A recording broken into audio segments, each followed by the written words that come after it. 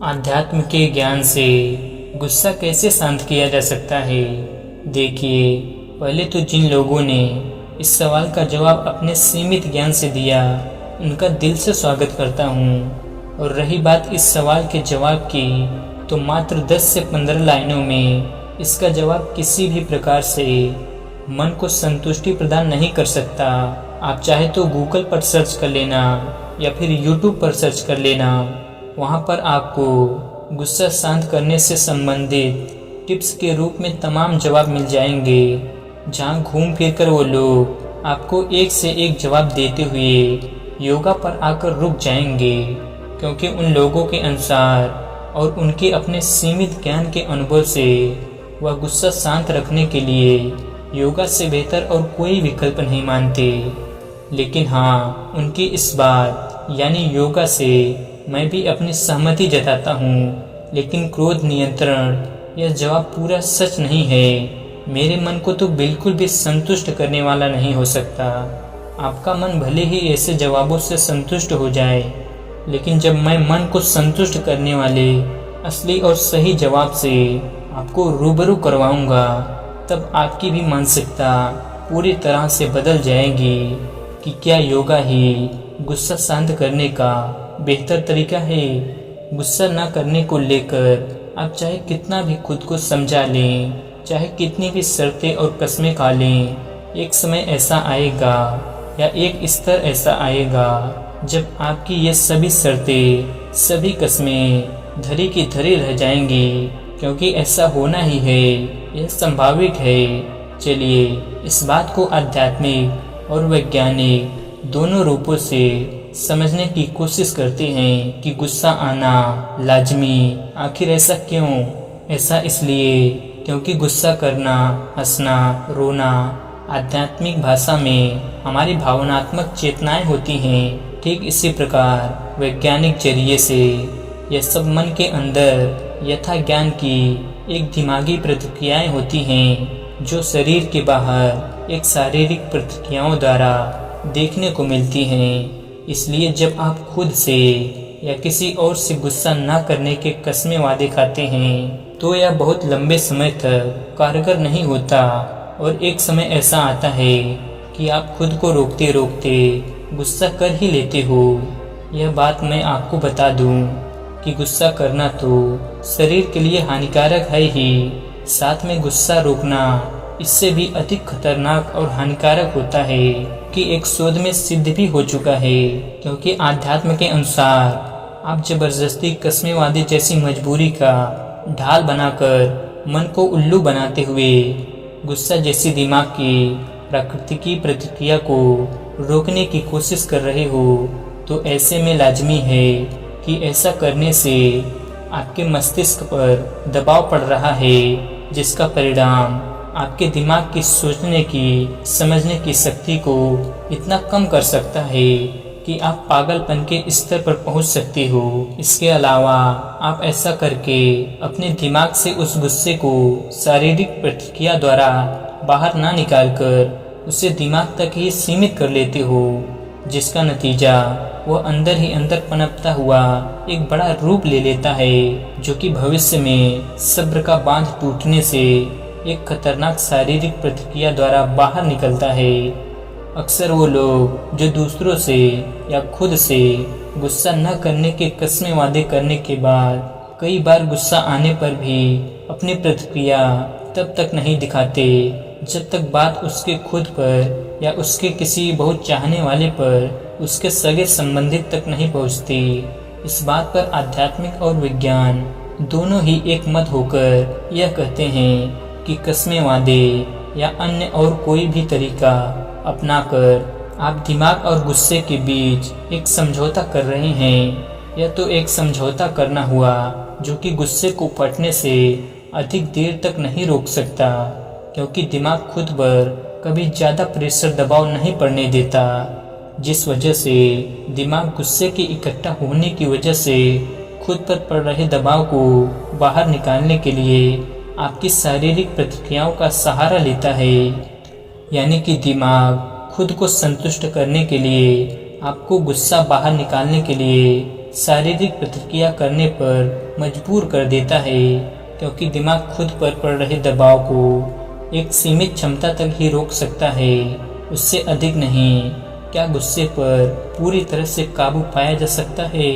इसका सवाल जवाब देते हुए मैं कहूँगा कि हाँ, बिल्कुल पाया जा सकता है। न सिर्फ काबू पाया जा सकता है, बल्कि दिमाग से गुस्सा पूरी तरह से खत्म भी किया जा सकता है। इसके लिए आपको अपने दिमाग पर पूरी तरह से नियंत्रण करना होगा। क्या दिमाग पर पूरी तरह से नियंत्रण करना संभव है?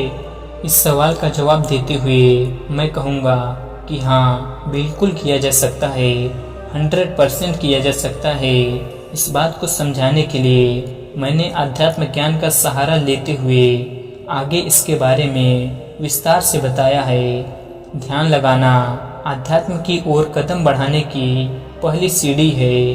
आध्यात्म ज्ञान की शक्ति कितनी अद्भुत होती है और इसकी मदद से आप अपने दिमाग को कितना विस्तृत कर सकते हैं, इस पर नेपाल में हुए एक शोध द्वारा यह बात दर्ज की गई है। इस बात को समझाने के लिए मैं विज्ञान और आध्यात्म दोनों का सहारा लूँगा, जिसमें योगा भी एक सहायक के रूप में काम करेगा। वैज्ञानिक नज़रिया आध्यात्म की शक्ति। पहले तो आपको एक वैज्ञानिक नज़रिए से यह समझाना होगा कि गुस्सा आता ही क्यों है। यदि आप कुछ बोलते हो या फिर कोई भी काम करते हो, चाहे वो काम खाना, पीना, लेटना, बोलना, चलना, मारना, कूदना, डांटना, गुस्सा करना, प्यार मोहब्बत, धोखा या कोई भी फीलिंग्स या फिर फेस का कोई भी एक्सप्रेशन, कुछ भी हो, यह सब एक शारीरिक प्रतिक्रिया मानी जाती है जो दिमाग से होते हुए निकलती है। तो ऐसी लाखों प्रतिक्रियाओं की बुनियाद सिर्फ और सिर्फ एक ही चीज़ होती है, वो है हमारा मस्तिष्क। लाख उम्मीदों के बाद भी जब कोई क्रिया हमारे मन के अनुसार नहीं हो रही होती या कोई हमारी बात नहीं मान रहा होता, तो ऐसी परिस्थिति में कई बार गुस्से के साथ साथ मन डिप्रेशन का शिकार भी हो जाता है। गुस्सा आने का सबसे बड़ा कारण हमारा दिमाग होता है, क्योंकि ऐसी कोई भी बात या घटना जो हम सुनते हैं या देखते हैं, वो अगर मन को अच्छी नहीं लगती, तो ऐसी स्थिति में हमारा दिमाग हम पर हावी होते हुए एक मिली सेकेंड में तुरंत प्रतिक्रिया देनी शुरू कर देता है। ऐसी स्थिति में शरीर में अक्सर खून का बहाव तेज हो जाता है, जिस वजह से शरीर का तापमान बढ़ जाता है और शरीर तुरंत अपनी प्रतिक्रिया दिखाने लगता है। इसी को हम गुस्सा कहते हैं, जिसका नतीजा कई अलग अलग रूप में देखने को मिलता है।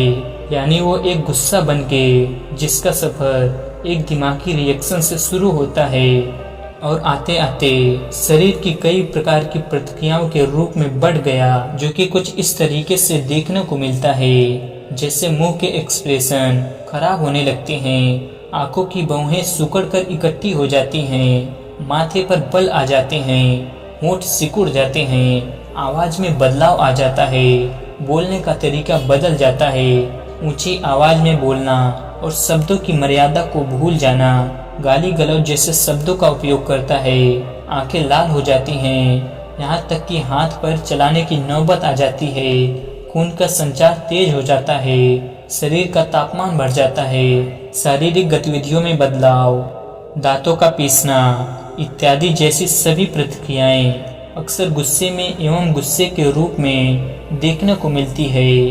यह सब प्रतिक्रियाएं एक साथ नहीं आती।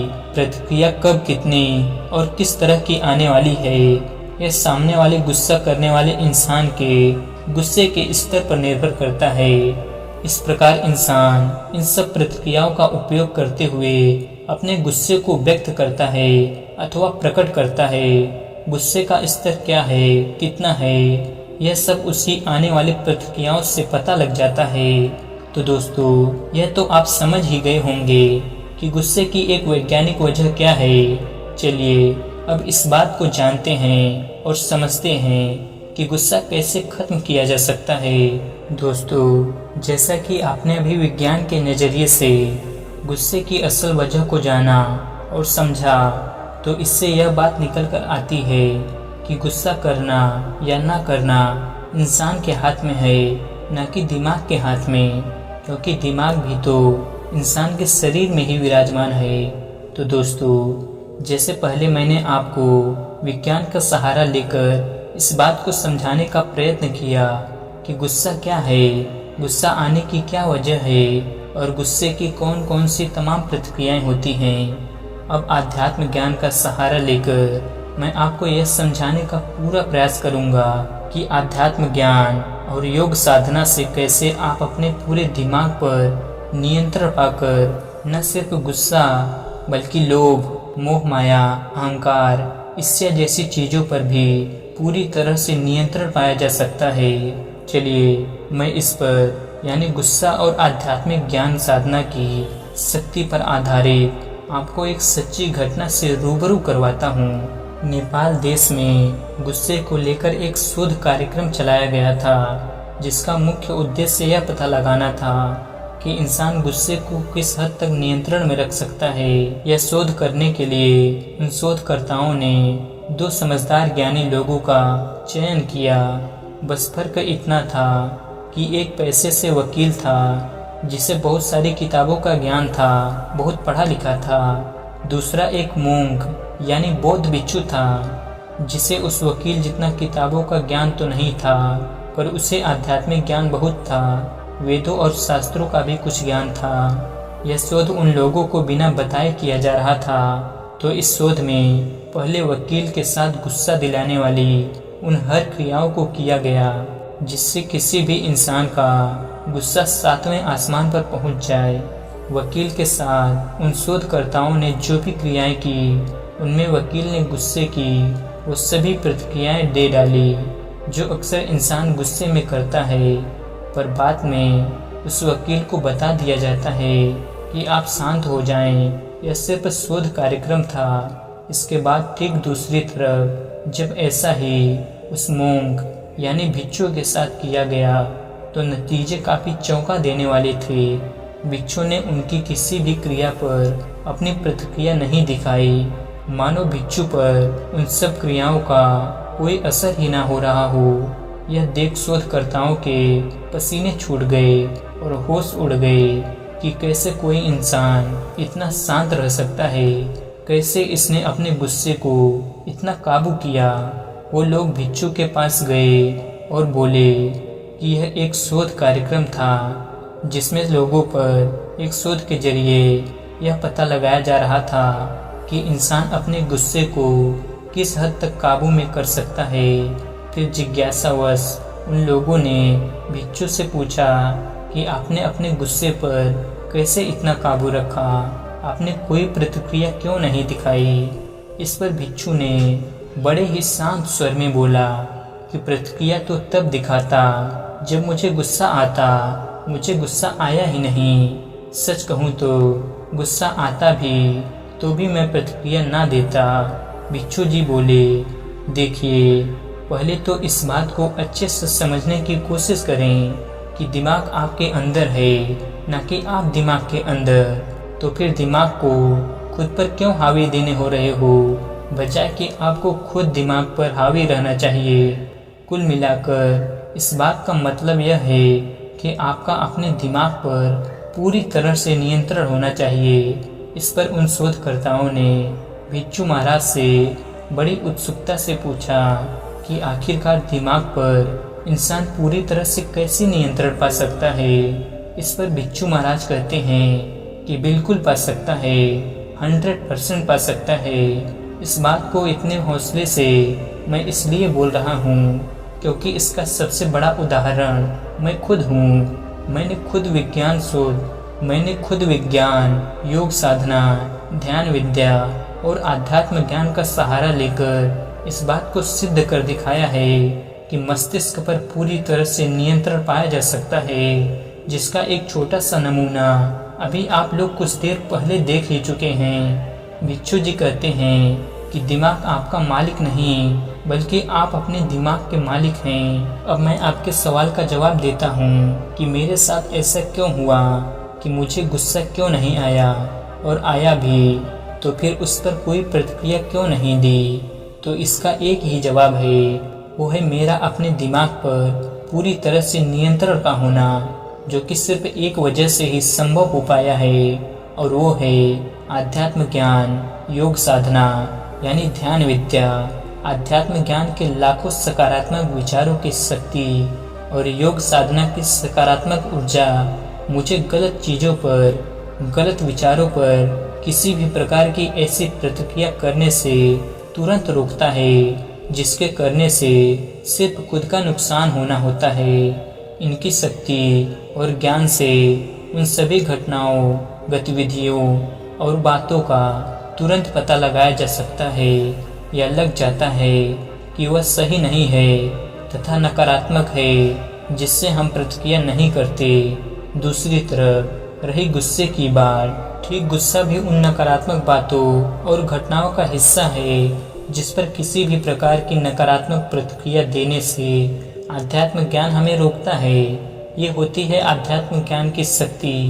इस प्रकार गुस्से को तभी शांत या खत्म किया जा सकता है जब आपका आपके दिमाग पर पूरी तरह से नियंत्रण होगा, और यह तभी संभव हो सकता है जब मन शांत होगा, और मन तभी शांत होगा जब मन में सकारात्मक बातों का, सकारात्मक ऊर्जा का वास होगा। और यह सबसे अधिक मिलता है आध्यात्मिक ज्ञान से। जितना अधिक आप आध्यात्मिक ज्ञान हासिल करोगे, उतना ही आप अपने मन पर नियंत्रण पा सकोगे। इसके बाद मन को शांत करने अथवा मन में सकारात्मक ऊर्जा लाने का दूसरा सबसे बड़ा साधन साधना यानी योग है, जिसका संबंध ध्यान लगाने और ओम का जाप करने से है, क्योंकि ओम शब्द का खुद में ही एक बहुत बड़ी सकारात्मक ऊर्जा है। इस शब्द का आंखें बंद करके लंबे स्वर में जाप करने से ध्यान जल्दी लगता है, जिस वजह से मन के साथ साथ पूरी सकारात्मक ऊर्जा संचार हो जाता है। तो दोस्तों, कैसी लगी यह कहानी आपको कमेंट सेक्शन में ज़रूर बताना, और अगर अच्छी लगी हो तो इस चैनल को सब्सक्राइब करना ना भूलें। चलिए मिलते हैं किसी अगली कहानी में, तब तक के लिए अपना ख्याल रखें। धन्यवाद।